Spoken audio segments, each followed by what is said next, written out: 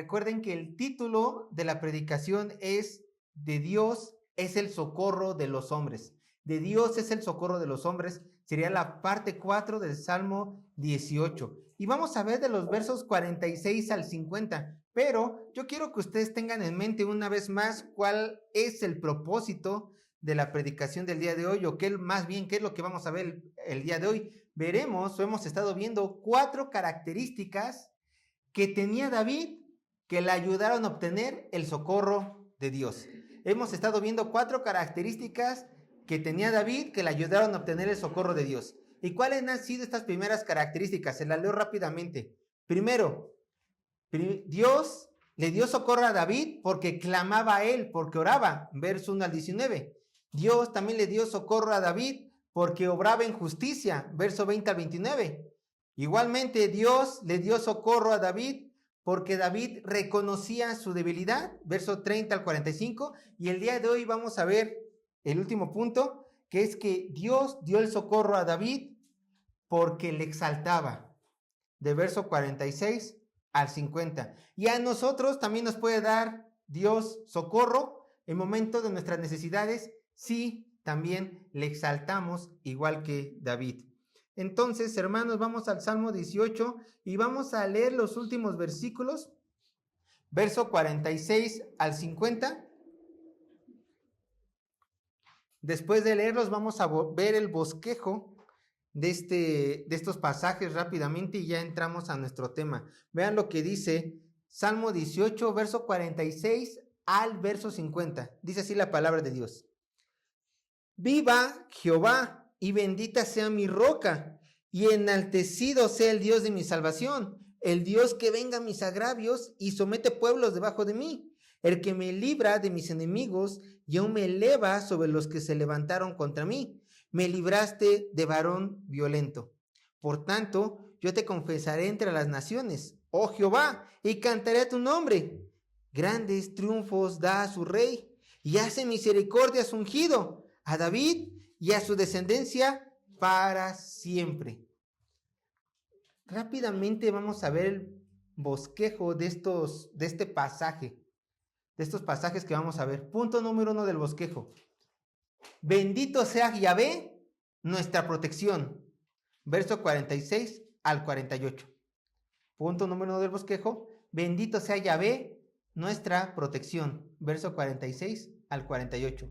Punto número 2 del bosquejo. Bendito sea Yahvé entre las naciones. Verso 49. Bendito sea Yahvé entre las naciones. Verso 49. Y punto número 3 del bosquejo. Bendito sea Yahvé por bendecir a su ungido. Verso 50. Punto número 3 del bosquejo. Bendito sea Yahvé por bendecir a su ungido. Verso 50. Entonces vamos a entrar al punto número 1 del bosquejo. Bendito sea Yahvé, nuestra protección. Verso 46 al 48. Y hermanos, quiero dar inicio diciéndoles a ustedes que en toda la Biblia se menciona que Dios busca a un tipo de persona muy específica. Dios está buscando un tipo de persona muy específica. Y a lo mejor uno se podría preguntar, ¿qué tendrán estos hombres para que el Todopoderoso deje plasmada en su palabra eterna que Dios está buscando a estas gentes? ¿Cómo serán estos hombres? ¿Qué cualidad tendrá estos hombres que Dios está buscando? Bueno, si me acompañan a Juan capítulo 4, verso 23, se darán cuenta de qué es lo que poseen estos hombres que Dios está buscando. Juan capítulo 4, verso 23, dice así la palabra de Dios. Evangelio de Juan capítulo 4, verso 23, dice así la palabra de Dios. Dice, mas la hora viene y ahora es cuando los verdaderos adoradores adorarán al Padre en espíritu y en verdad. Porque, escucha, porque también el Padre tales adoradores busca que le adoren. Y así es, hermanos, Dios está buscando adoradores en espíritu y en verdad.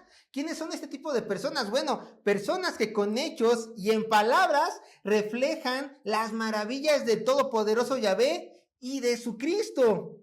personas que sin importar las circunstancias, siempre colocan a Dios en primer lugar antes que cualquier otra cosa y le adoran.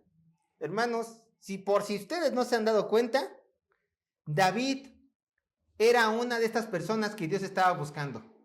David, el autor de este salmo, el rey de Israel, componía cánticos al Señor, exaltándolo, bendiciéndolo, dándole gracias por su victoria, porque David era una persona que adoraba a Dios en espíritu y en verdad. En pocas palabras, era una persona adoradora, era una persona que lo que decía lo vivía y así glorificaba al Señor en todos los aspectos de su vida. Entonces aquí tenemos un ejemplo de un verdadero adorador. Y como David era un verdadero adorador, en sus últimos versículos del verso 46 al verso 50, David va a adorar a su Dios, va a poner palabras de adoración en su boca, en la escritura, y espera que cuando una persona cante este cántico, o nosotros en la iglesia actual que no lo solemos cantar, sino que lo leemos, que cada vez que nosotros leamos este salmo, también pongamos palabras de adoración dentro de nuestra boca que reflejen lo que sentimos en nuestros corazones hacia el todopoderoso Dios. ¿Y cómo comienza la adoración de este salmista? De este adorador en espíritu y en verdad. De esta persona que realmente vivía lo que predicaba y así adoraba a Dios con sus hechos. Inicia de esta forma. Salmo 18, verso 46. Salmo 18, verso 46. Dice así la palabra de Dios. Salmo 18, verso 43. Dice: viva Jehová, y bendito sea mi roca, y enaltecido sea el Dios de mi salvación. Nos vamos a detener tantito en la primera parte del versículo. ¿Cómo inicia? Viva Jehová. O también, de acuerdo a algunos comentaristas, también se puede traducir esta parte: vive Jehová. En lugar de viva Jehová, también se puede traducir vive Jehová. Bueno, hermanos, estas son hermosas palabras para plasmar el inicio del fin de este salmo, ¿no? ¿Por qué digo inicio del fin? Bueno, porque inicio verso 46 y fin porque ya lo vamos a terminar. Solamente nos faltan pocos versículos. Pero son hermosas palabras. ¿Por qué? Porque el salmista nos relata que fue acechado por sus enemigos a tal punto que ya se sentía morir. Él ya no tenía escapatoria, pero recuerden que hizo el salmista, oró a su Dios, y su Dios, al escucharlo, fue en su ayuda, lo libró de sus enemigos y le dio las fuerzas necesarias al salmista para que combatiera, y le dio la victoria a David. Por eso, con el ánimo de exaltar a su Dios, David, en estos versículos, levanta las manos al cielo y grita con todo su corazón: viva Jehová, que me ha dado la victoria. Viva Jehová, porque Jehová es el Todopoderoso. Viva Jehová, porque Él no abandona a los suyos. Viva Jehová, porque me ha ayudado en medio de mi aflicción. Lo está exaltando. Está exaltando a su Señor. Yo te pregunto a ti, hermano, ¿tú has recibido ayuda de tu Dios? ¿Tú has recibido ayuda de tu Dios? Pues igual que David, ¿qué esperas para que de tu boca salga alabanzas? De igual manera, levante las manos al cielo y digas: viva Jehová, porque por sus misericordias, amor y bondad me ha ayudado a mí en mi momento más oscuro de mi vida. Recuerda, y esto lo vimos en la predicación pasada, hermano, si el Señor te ayudó en el pasado, ¿no crees que Él también está dispuesto a ayudarte en el presente si vives en santidad, si le oras y dependes de Él? Claro que sí. ¿Y no crees que Él también estará dispuesto a ayudarte en un futuro si le pides, le oras, confías en Él y te santificas? Claro que sí. Entonces constantemente tu boca tiene que estar llena de alabanza, diciendo igual que David: viva Jehová. ¿Qué es lo que vemos, hermanos? que exaltación y alabanza salen de la boca de David. Y también, hermanos, siguiendo el ejemplo de este genuino adorador en espíritu y en verdad, nosotros también tenemos que hacer exactamente lo mismo. Alabar en todo momento a nuestro Señor. ¿Por qué? Porque reconocemos que la ayuda y la salvación únicamente proceden ¿de dónde? De Dios. Nada más. Vean lo que dice Isaías en el capítulo 25, verso 1. Isaías 25:1.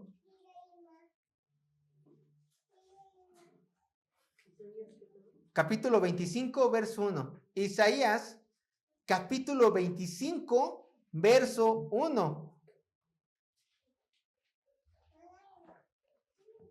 Vean también cómo este profeta exaltaba a su Dios. Y en este mismo espíritu nosotros también tenemos que exaltarlo, alabarlo. Isaías 25:1. Jehová, tú eres mi Dios. ¿Qué dice? Te exaltaré, alabaré tu nombre, porque has hecho maravillas. Tus consejos antiguos son verdad y firmeza. Adoración y exaltación es la actitud que nosotros tenemos que tener cuando Dios nos ha ayudado en medio de nuestras dificultades.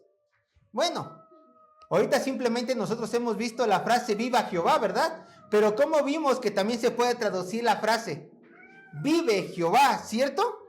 Vamos a analizar un poco esta frase que también algunos comentaristas dicen que se puede traducir vive Jehová. Bueno, y a lo mejor ustedes dirán, ¿y qué de provecho le podemos sacar a la frase vive Jehová?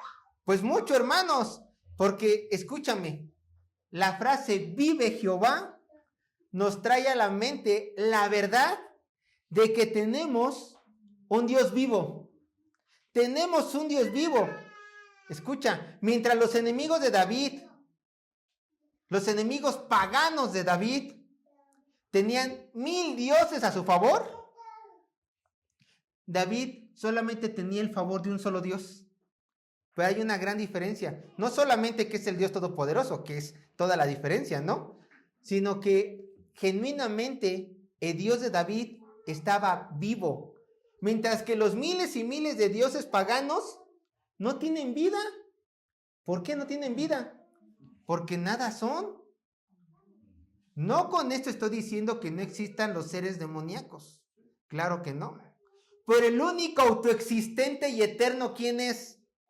Yahvé, Jehová, es el único que se sostiene a sí mismo. Por lo tanto, él siendo creador y los demás seres, criaturas, el eterno deslumbra por su poder y por su dominio. Escucha, Yahvé, Jehová, el Altísimo, el Eterno, es el único que puede ayudarnos y el único que vive por siempre. No hay otro. No hay otro. Entonces, si tenemos al Dios vivo, si David está adorando al Dios vivo, aquel que es eterno y que perdura y perdurará por los siglos de los siglos, entonces tenemos que entender que Él está arriba de todos los reyes terrenales. Él está arriba de toda autoridad de este mundo. Él está por encima de toda creación. Y una vez más vamos a Isaías, capítulo 40, verso 28. Por si te ha quedado duda, ¿a qué Dios adoras? Por si te ha quedado duda, ¿quién es el Dios de la Biblia? Isaías 40, 28.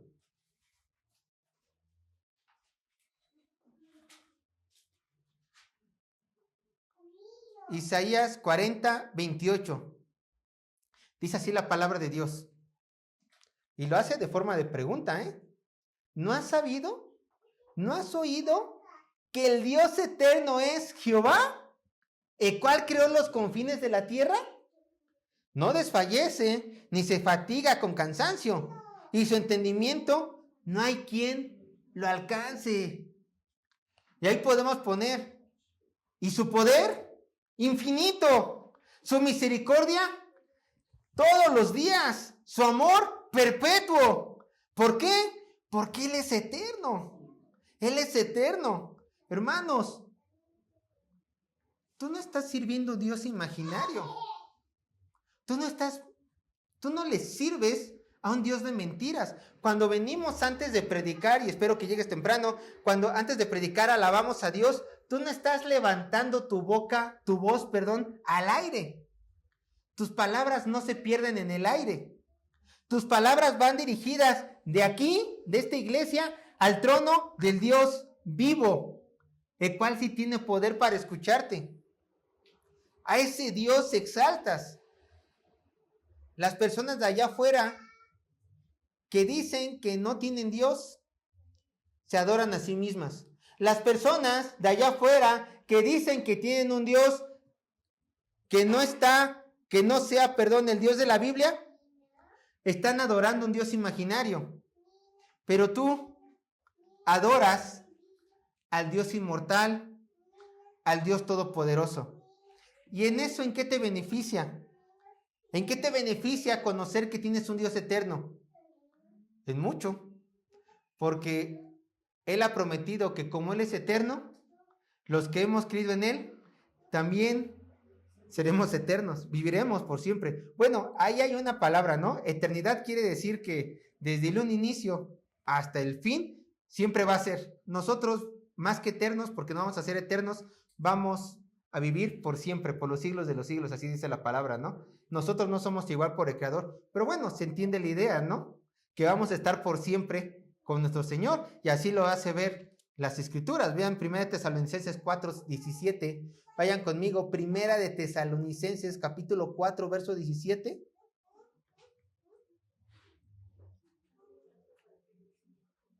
Primera de Tesalonicenses 4:17. Dice así la palabra de Dios. Lo repito una última vez. Primera de Tesalonicenses 4:17. Dice así la palabra de Dios. Luego nosotros, los que vivimos, los que hayamos quedado, seremos, dice la Escritura, arrebatados juntamente con ellos en las nubes para recibir al Señor en el aire. Escucha. Y así estaremos, ¿cómo? Siempre con el Señor. Bueno, siempre es siempre, por los siglos de los siglos, ¿no? Entonces nos conviene que Él sea eterno, porque siempre estaremos con el eterno, siempre. Y aquí es donde tenemos nosotros que caer a nuestra realidad. Hermanos, nosotros vamos a perecer. En otras palabras, tú vas a morir. Tú vas a morir. Tarde o temprano te va a llegar la muerte. Todo en esta tierra también va a perecer. De acuerdo a las Escrituras, todo va a ser consumido ¿con qué? Con fuego. Todo va a perecer. Pero Dios y su santa palabra permanecerán por los siglos de los siglos. Y este es un hermoso pensamiento que nos tiene que dar seguridad en esta vida tan llena de inseguridades. Todo va a pasar, pero mi Dios jamás va a pasar. ¿Sabes? Esto nos tiene que consolar en nuestros momentos de angustia. Cada vez que nosotros pasamos por momentos de angustia, podemos traer estas palabras a nuestra mente y decir, Dios vive, Jehová vive, el Cristo vive, Yahvé vive. Y esto nos tiene que dar consuelo. ¿Cómo? Porque nunca estarás solo. Y te espera algo mejor de lo que tienes aquí. Infinitamente mejor. Ahí está nuestra seguridad. Déjenme contarles una pequeña historia que extraje del libro llamado El Tesoro de David, parte 1 de Charles Spurgeon. Y dice así la pequeña historia. Esto lo cuenta Spurgeon en su libro. Si es verdad o no, no lo sé, pero se me hizo hermosa. Pongan atención. Una mujer muy piadosa, habiendo enterrado un hijo, consolaba su corazón con las palabras de este texto. Vive Dios, Dios vive. Y tras perder a su segundo hijo, siguió firme en su idea diciendo, los consuelos mueren, pero Dios vive. Finalmente, murió también su querido esposo. Y entonces cayó abrumada por el dolor. Pero le quedaba todavía un niño pequeño, el cual, habiendo escuchado con anterioridad las afirmaciones de su madre y viéndola ahora tan abatida, se le acercó para consolarla y le dijo: mamá, ¿por qué estás ahora tan triste? ¿Es que Dios ha muerto?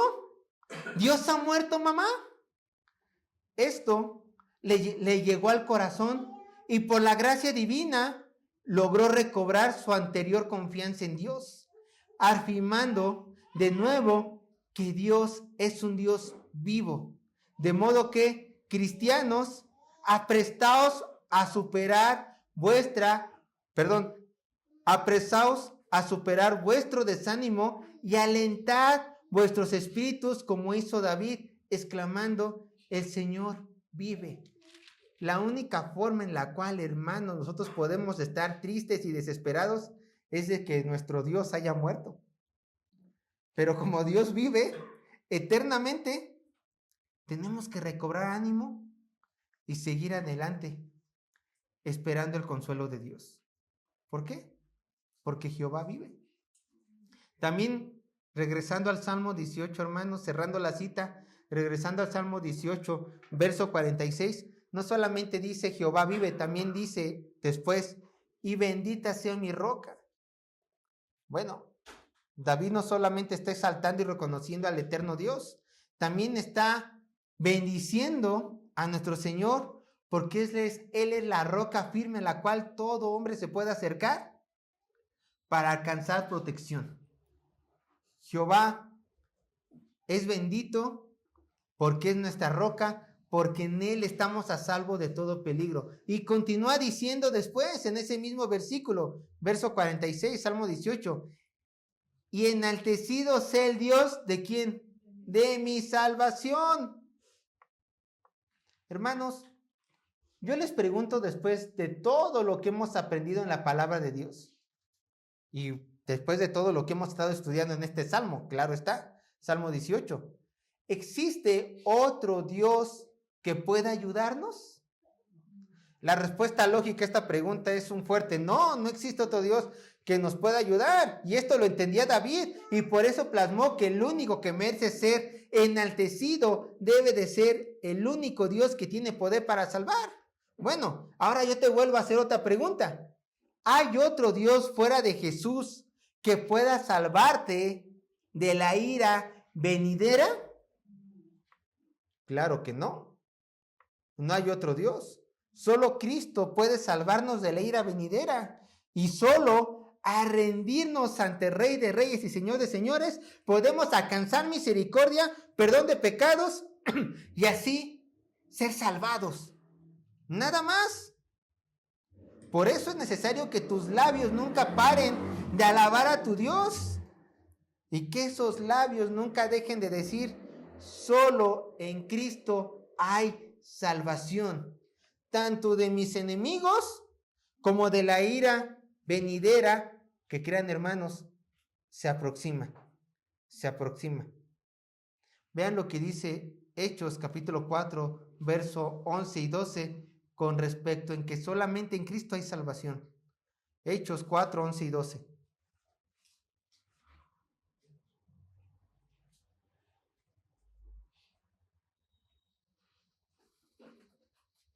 Dice Hechos 4, 11 y 12.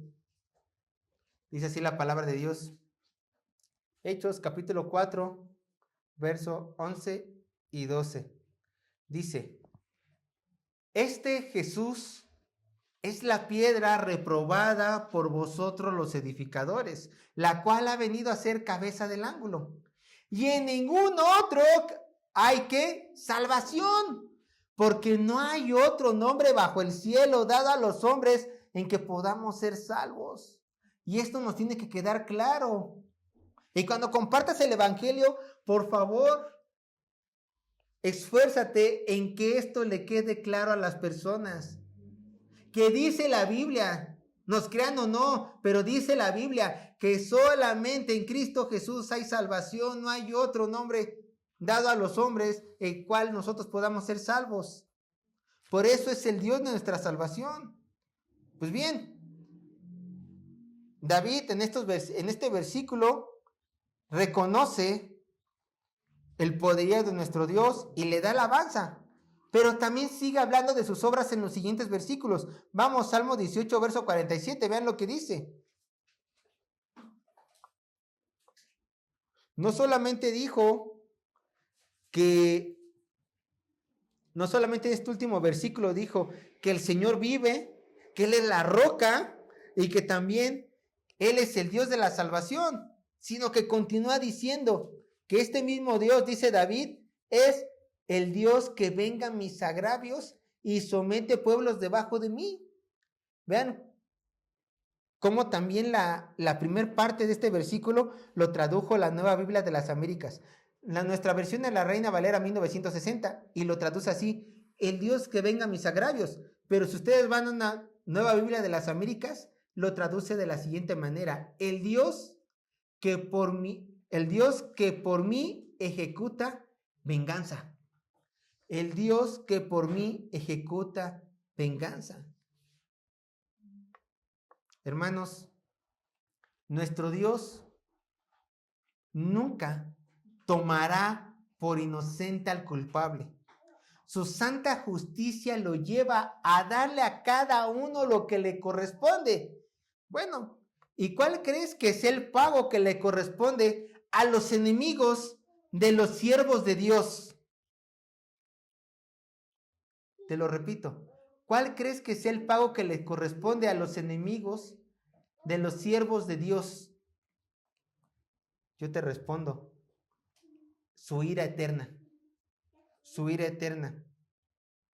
Bueno, recordemos que como siervos del Altísimo somos sus representantes aquí en la tierra, ¿cierto? Pues 2 de Corintios capítulo 5 verso 20 dice así. 2 de Corintios capítulo 5 verso 20 dice así, de acuerdo a lo que escribió el apóstol Pablo. Dice, así que somos, y aquí también tú te puedes incluir, somos embajadores en nombre de Cristo, como si Dios rogase por medio de nosotros. Y por si fuera poco, no solamente somos siervos de Dios, embajadores de Cristo, también los cristianos, lejos de ser simples siervos, somos hijos legítimos de Dios, adoptados por gracia. Porque en Romanos, eso sí quiero que lo lean, Romanos 8, 14 y 15 dice, Romanos 8, 14 y 15 dice,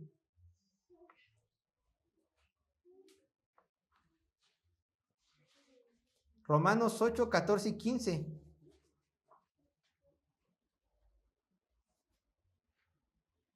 Dice así, Romanos 8, 14 y 15.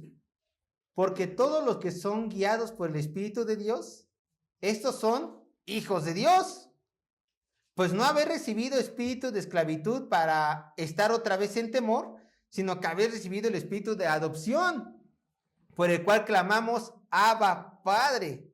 Entonces, recapitulando, si somos hijos de Dios y también somos embajadores de Dios en la tierra, tienes que recordar, tienes que estar consciente que el Padre siempre tiene sus ojos puestos en ti y que nunca pasará algo que el Padre no quiera que pase en tu vida, y mucho menos, escucha, dejará sin castigo a aquellas personas que te han hecho mal. A ti, siervo de Dios e hijo de Dios, puedes esperar tranquilo que Dios traerá juicio a sus vidas, o como dice la nueva Biblia de las Américas, puedes estar tranquilo en que tarde o temprano, si tus enemigos no se arrepienten y conocen a Cristo, Dios ejecutará venganza sobre las cabezas de esas personas. Tarde o temprano, la venganza de Dios, la ira de Dios los va a alcanzar. Puedes dar por hecho eso. Ahora, ¿esto te da derecho a ti para vengarte por ti mismo? Escucha, no que ocupes medios legales. Esta es una cosa totalmente diferente. El cristiano puede ocupar recursos legales si así amerita la situación, porque por eso el Señor dejó aquí en México, tenemos jueces, tenemos magistrados, tenemos una ley muy sólida en México que nos ayuda, pues si así lo requiere, levantar demandas, ¿no? Podemos echar mano de jueces, magistrados, policías, porque así lo dijo nuestro Señor. Pero no podemos dar venganza a nosotros mismos. El que pone la sentencia, ¿quién es? El juez. Así que tú no te puedes vengar. ¿Por qué? Porque dice Romanos 12:19. Yo lo leo. No os venguéis vosotros mismos, amados míos, sino dejar lugar a la ira de Dios. Porque escrito está, mía es la venganza, yo pagaré, dice el Señor. Entonces tú tranquilo, tú tranquila. Deja que el Señor obre. Si es necesario ir a las autoridades de este mundo, pues ve a las autoridades de este mundo, pero déjale la venganza, ¿a quién? Al Señor, que Él está siempre observándote y siempre te está cuidando. Y vean lo que continúa diciendo el verso 47. Leo tantito el verso 47. El Dios que venga a mis agravios y somete pueblos debajo de mí. Aquí no me voy a detener mucho. ¿Por qué? Porque lo vamos a ver al último, al final del sermón. ¿Por qué lo escribió David esto? Somete pueblos debajo de mí. Bueno, porque ustedes recuerden el tiempo en el cual fue escrito este salmo. Fue escrito en tiempo de guerra, donde las naciones se peleaban para conseguir pedazos de tierra y someter a los pueblos que estaban en ese pedazo de tierra, ¿no? Entonces, por eso David estaba escribiendo esto, que Dios somete al rey David pueblos debajo de él. ¿Por qué? Porque Dios lo estaba cuidando, Dios le estaba dando, y por eso David le estaba exaltando por esos cuidados que el Señor tenía, por esas victorias que David llegó a tener gracias a nuestro Dios. Entonces, verso 48, Salmo 18, verso 48. Dice así, recuerden, sigue alabando David y sigue diciendo verdad de nuestro Dios. Salmo 18, verso 48. El que me libra de mis enemigos y aún me eleva sobre los que se levantan contra mí, y me libraste de varones violentos. David está confesando una vez más lo que ya ha ido diciendo a lo largo de este salmo, lo cual es que Jehová libró a su siervo de sus enemigos. Pero la pregunta a hacer aquí es la siguiente: ¿puede Dios librarme a mí de mis enemigos? Ya vi que libró a David de sus enemigos. Cada rato David en su salmo está diciendo que lo libró de sus enemigos. Pero la pregunta que yo me hago todas las noches o cada vez que me levanto y tengo problemas es: ¿Dios me puede librar a mí? Así como libró a David, ¿Dios me puede librar a mí? Hermanos, a la luz de toda la escritura, yo te puedo garantizar que sí. Y ahí tienes que estar tu fe. No lo que yo diga, sino lo que dice la escritura. Y este salmo es un reflejo de lo que dice la escritura y un reflejo de las dádivas de Dios para con sus siervos y sus hijos cuando están en aflicción. Claro, si oran, si viven en santidad, si también reconocen su debilidad y si la adoran, lo estamos viendo, ¿no? Pero claro que Dios te puede ayudar. Y claro que Dios puede vengar tu causa. ¿Por qué? Porque el Señor tiene, Dios que es eterno, tiene todo el poder para hacer que tus enemigos se rindan. Dios tiene todo el poder para vencer esos pueblos que te están acechando. Y quiero darte unos ejemplos bíblicos para darte a conocer el poderío de este Dios cuando somete a sus enemigos. Un ejemplo es Gedeón. Gedeón fue un juez en el libro de Jueces del Antiguo Testamento. Cuando ya estaba conquistada la tierra de Canaán, pero los pueblos cercanos pues tenían problemas con el pueblo de Israel, así que Dios, por el pecado de Israel, levantaba jueces para librarlos de estos enemigos. En una ocasión, Gedeón se le pidió ser juez. Gedeón, se le mostró varias cosas, aceptó ser juez y juntó un gran número de gente, miles de personas. ¿Para qué? Para combatir a los madianitas. Pero el Señor, a ver este número de personas, dijo: Gedeón, son muchas. Y dijo las siguientes palabras el Señor: el pueblo que está contigo es mucho para que yo entregue a los madianitas en su mano. No sea que se alabe Israel contra mí, diciendo: mi mano me ha salvado. Por lo tanto, Gedeón, esto lo vimos en Jueces 7:2, por lo tanto, Gedeón, yo voy a reducir el número de tus personas a solamente 300. ¿Y qué crees? Ninguna va a levantar espada, porque yo voy a hacer que tu enemigo tema a esos simples 300 porque Jehová está contigo. Bueno, seguimos leyendo. ¿Y qué pasó? Dios le dio la victoria a Gedeón. Este es un hecho sobrenatural. Dios habló con Gedeón, Dios le dijo qué hacer a Gedeón y Dios peleó su batalla, ¿cómo? Haciendo que temieran a estos 300 hombres. Un ejército de miles le temió simplemente a 300 hombres. Es algo sobrenatural, ¿cierto? ¿Dios puede ayudarte a ti sobrenaturalmente? Si Dios quiere, sí. Pero muchas veces Dios no ayuda sobrenaturalmente. Y este es el ejemplo de Esdras. No hace mucho lo vimos. ¿Qué pasó con Esdras? Esdras ya estaba encabezando la segunda caravana para llevar a la gente judía de Babilonia, la tenía que llevar a Jerusalén. Era un viaje de muchos días, era un viaje de meses. Entonces, llegó el momento cuando le dijeron a Esdras, a mí me da risa porque así siempre lo leo, en el sentido, le dicen a Esdras, oye Esdras, ¿y la protección? O sea, ya estamos todos los que nos vamos a ir, pero ¿quién nos va a proteger? Entonces sale este comentario de Esdras. Es más, para que se rían conmigo, vamos a Esdras 8:21 al 23. Vean, Esdras 8:21 al 23.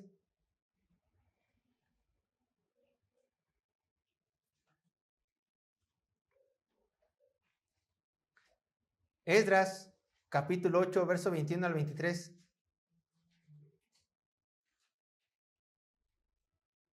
Dice así, Esdras 8, 21 al 23. Dice la palabra de Dios. Y publiqué ayuno allí junto al río Ahava, para afligirnos delante de nuestro Dios, para solicitar a Él camino derecho para nosotros y para nuestros niños y para todos nuestros bienes. Verso 22. Porque tuve vergüenza de pedir al rey tropa y gente de a caballo que nos defendiese del enemigo en el camino, porque habíamos hablado al rey diciendo, la mano de nuestro Dios es para bien sobre todos los que le buscan, mas su poder y su furor contra todos los que la abandonan. Ayúdanos pues, y pedimos a nuestro Dios sobre esto, y él nos fue propicio.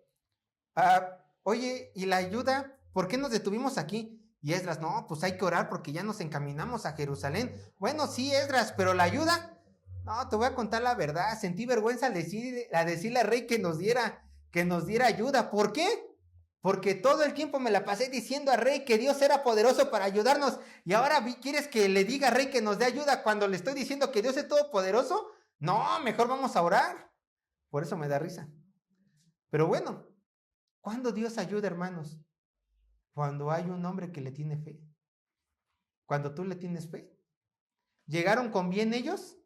Claro. Y tú puedes también salir con bien de tus enemigos si pides con fe al Señor. Nehemías dijo, no, yo no me voy sin ayuda. Rey, a mí sí dame protección, yo sí. A mí sí dame protección. Y el rey le dio protección a Nehemías para que fuera a Jerusalén a conquistar los muros. Pero el problema de Nehemías fue diferente. Vayan conmigo con Nehemías capítulo 4, 7 al 9. Recuerden, Nehemías fue a construir los muros. Nehemías 4, 7 al 9.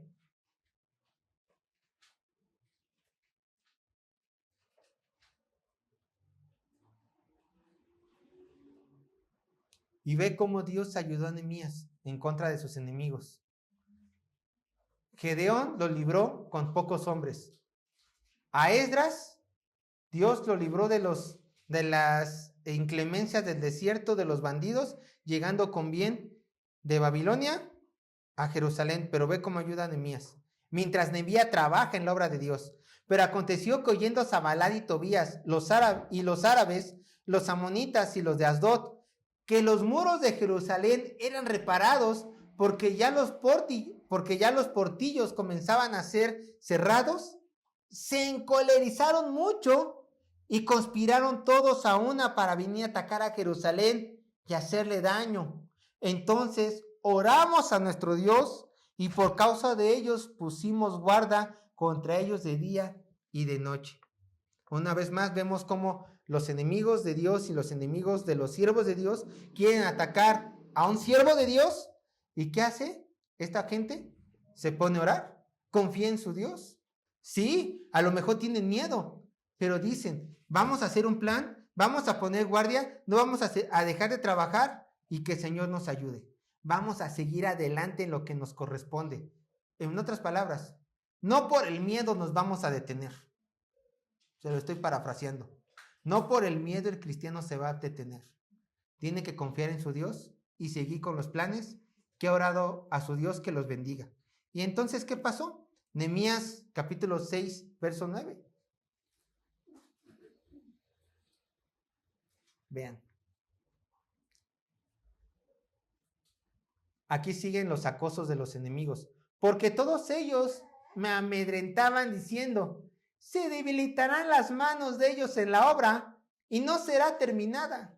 Ahora pues, oh Dios, fortalece mis manos. Y después, verso 15, 16 del capítulo 6. Nehemías 6, verso 15 y 16. Yo lo leo.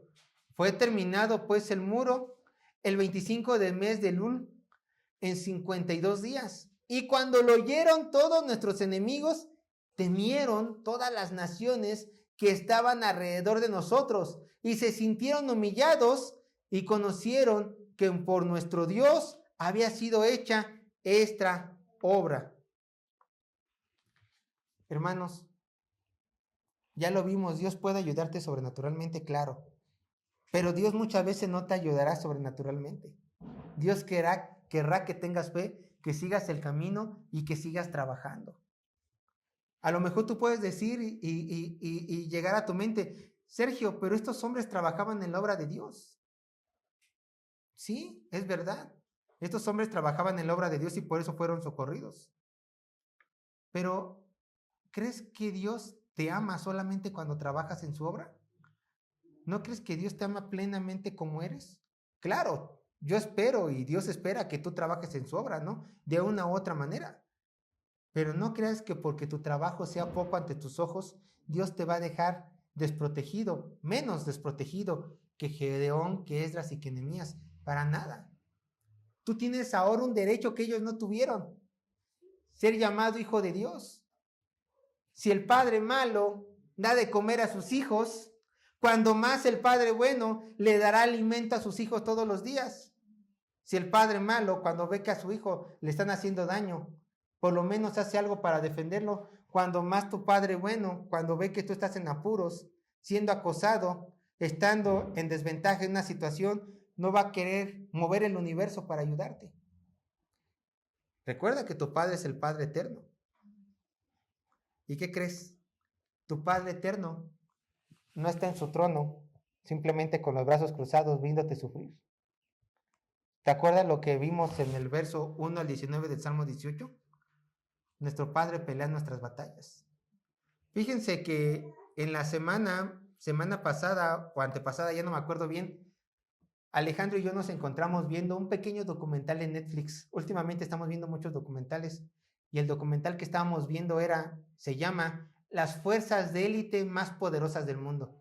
Y en este documental de Netflix, pues se trata de 3 militares, uno inglés, 2 de Estados Unidos, que como lo dice el título, van a varios países con las fuerzas de élite reconocidas a nivel mundial para simplemente hacer maniobras de guerra y ver y presentarnos a la audiencia cómo estas fuerzas mundiales de ejército pues hacen sus ejercicios de guerra. Y en el primer capítulo precisamente van a Jordania y la élite de ese país se llamaba la élite Rey Abdala. Pero mientras está desarrollando el ejercicio y todo, se nota en las tomas que hay banderas o pancartas con su rey vestido de militar y con armas, su propio rey, su propio monarca. Y entonces, bueno, pues se acerca un militar y les dice a los 3 hombres protagonistas del mini documental, les dice que ellos sienten un orgullo muy grande por su majestad, su rey. Porque ellos dicen que es el único rey, por lo menos el ejército de Jordania aseguran esto, ellos dicen que tienen al único rey tan capacitado en la milicia que bien puede entrar en cualquier fuerza especial de cualquier ejército del mundo. Entonces ellos dicen, orgulloso decía este hombre, nosotros, Jordania, tenemos a un monarca guerrero. Tenemos un monarca guerrero. Bueno, ellos lo decían con orgullo, Pero nosotros también podemos decir con orgullo que nosotros tenemos un Dios guerrero, tenemos con nosotros a Jehová de los ejércitos, aquel que nos va a defender de cualquier adversidad que tengamos. ¿Ustedes creen que el rey de Jordania los va a defender? ¿Cuerpo a cuerpo? ¿Uno a uno? Muy probablemente no, pero ¿qué crees? Tu Dios sí te va a defender. Uno contra las 1000 huestes espirituales humanas que quieran ir contra ti. Ahí tenemos a nuestro Dios y esa tiene que ser nuestra esperanza de que tenemos un Dios que pelea nuestras batallas, un Dios que nos venga, un Dios que no está antipático en su trono simplemente viéndonos sufrir. Entonces, sabiendo todo esto, ¿cuál es la actitud que tomó el salmista? Vamos al verso 49 del Salmo 18. ¿Cuál fue la actitud que tomó el salmista al ver todo esto de su Dios? A alabarlo y a reconocerlo. Dice el verso 49 del Salmo 18. Por tanto, yo te confesaré entre las naciones, oh Jehová, y cantaré a tu nombre. Por tanto, nos remonta todo lo que ya está escrito en el Salmo 18. Recuerden, nada más nosotros lo vimos por partes, ¿no? Porque Dios lo ha ayudado, porque lo libró de sus enemigos, porque Dios no es apático, porque el Señor es eterno. Lo estoy resumiendo muy rápido. Por tanto, ¿qué dice? Al ver este Dios tan majestuoso que me ha ayudado, que me ayudó en el pasado, me ayuda en el presente y me ayudará en el futuro, dice David, yo te confesaré entre las naciones, oh Jehová, y cantaré tu nombre. Bueno, David, siendo el hombre de Dios que era, entendía que nunca podía retribuirle a Dios todo lo que había hecho él por él, ¿no?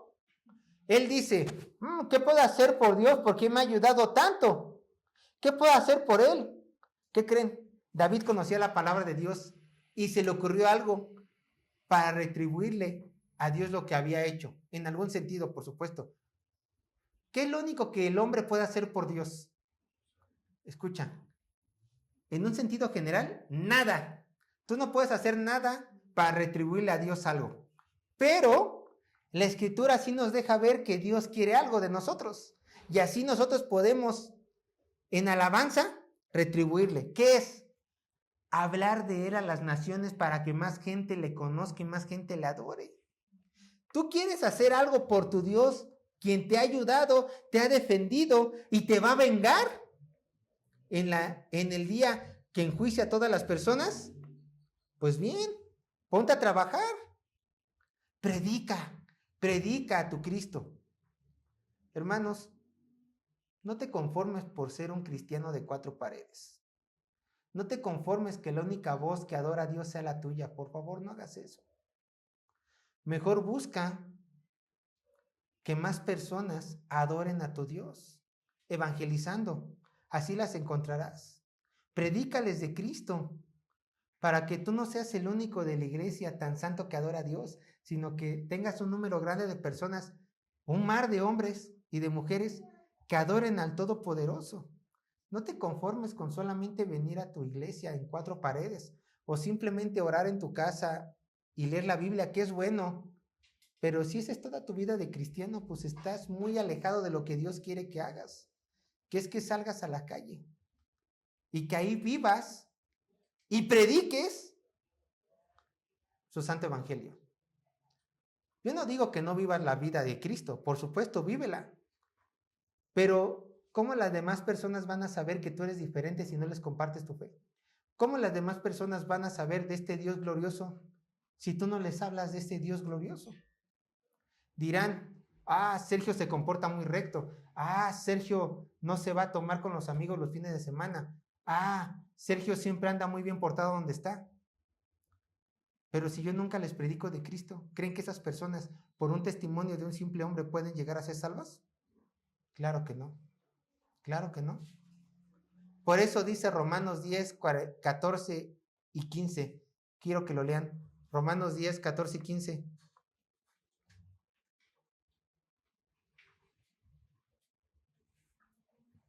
Romanos 10, 14 y 15.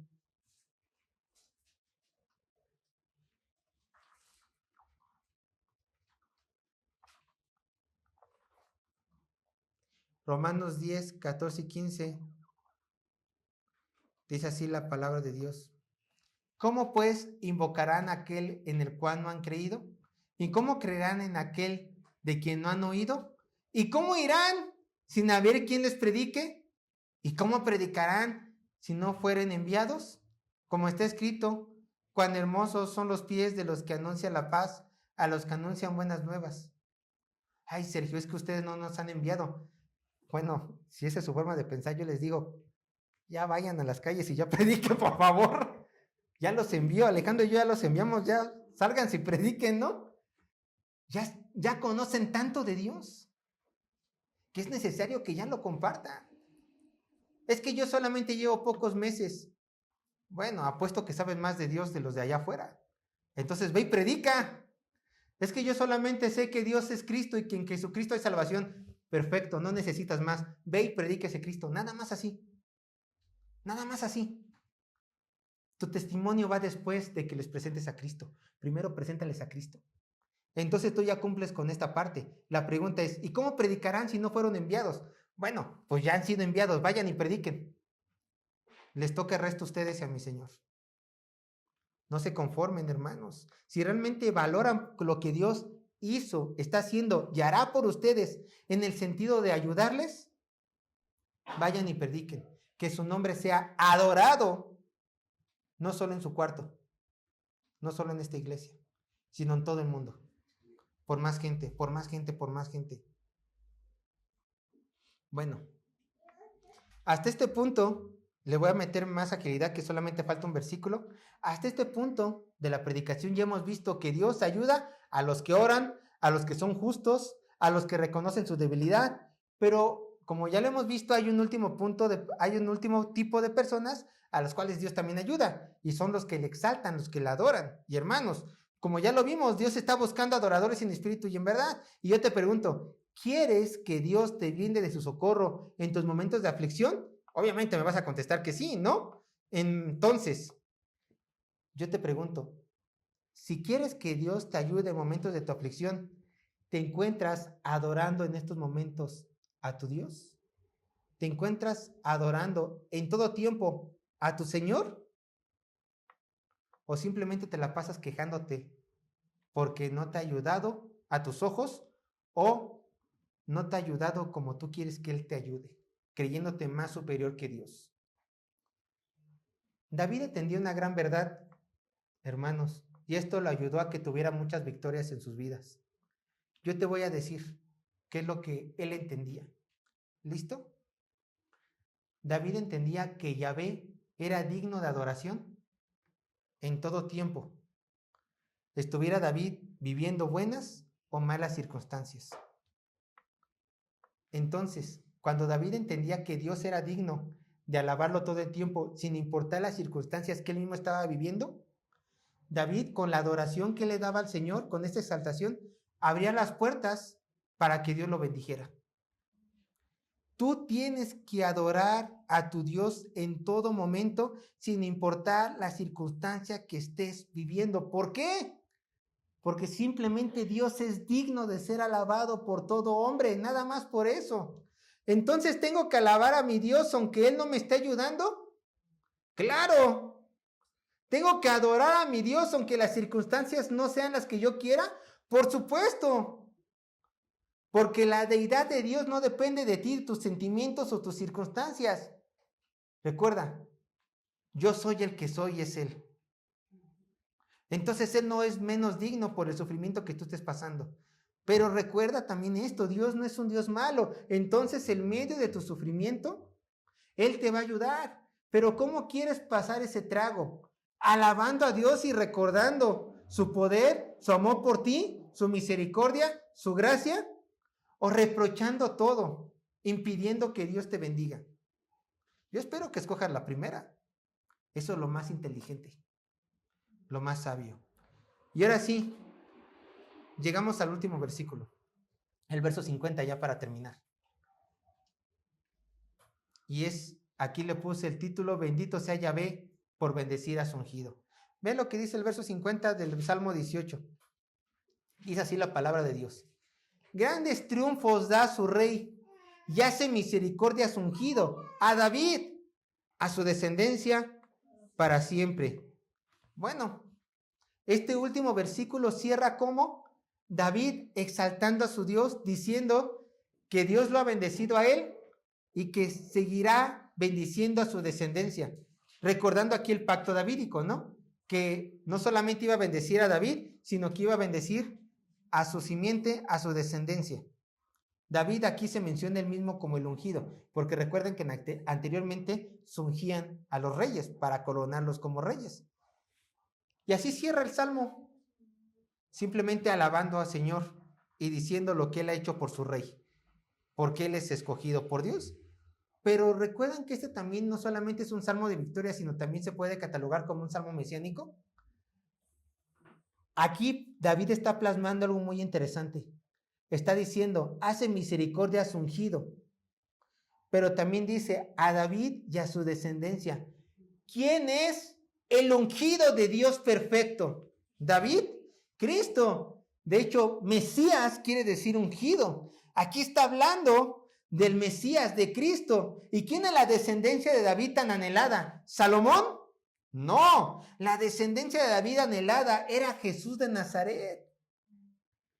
Entonces, este salmo podemos ver a Cristo agradeciendo a Dios todas las bendiciones que le ha dado y la victoria que le ha dado sobre sus enemigos cuando Cristo venció en la cruz.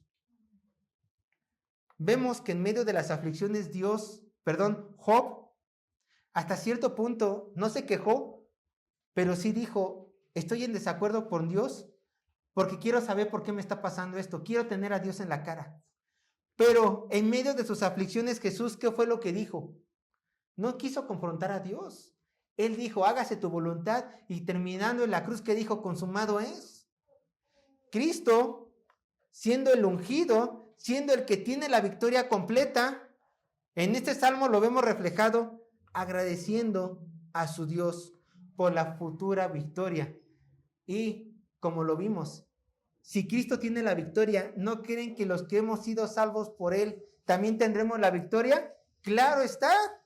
Y en eso tenemos que estar agradecidos con el Señor, en que el Dios Todopoderoso no solamente está dispuesto a darnos las victorias sobre nuestros enemigos terrenales, sino que en el momento que tú creíste en Jesús, ya te dio la victoria sobre la muerte, el mayor enemigo de la humanidad. Ya te dio la victoria sobre Satanás, sobre sus demonios, sobre los seguidores de Satanás, que son todos los inconversos, no solamente los satánicos. Tú tienes victoria, hermano, porque Cristo ganó la victoria por ti. Así de simple. Y eso tiene que ser nuestra más grande razón para alabarle y seguirle glorificando.